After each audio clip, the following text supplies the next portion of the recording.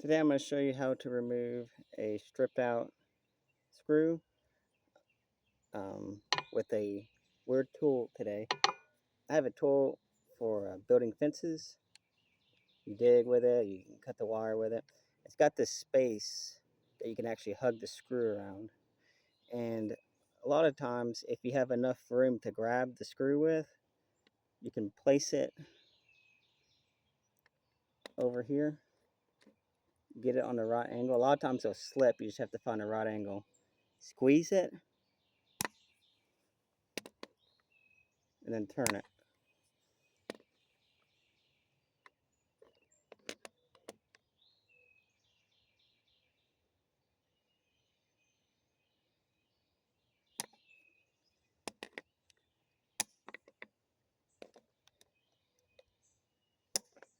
It's turning.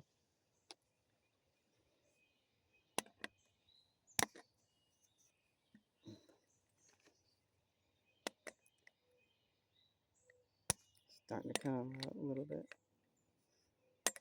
It just wants to keep slipping off of it, but eventually there's a flatter area that you're gonna have to use. If you're lucky, the head of the screw won't break off, or you can weld a nut on it if you have a welder. You see it's starting to come off. This is really weird. I never thought to use this tool, and my brother was helping me do something. He started using this as pliers. I'm like, why are you using that? And I was like, wait a second. And I can't tell you how many strip screws I've gone at with this. No drilling, no tapping. Just put it on there.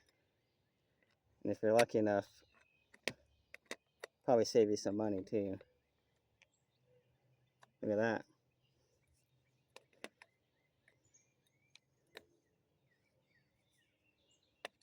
It's hard to believe that it can do that. You do have to apply a lot of pressure. Check that out. It's amazing.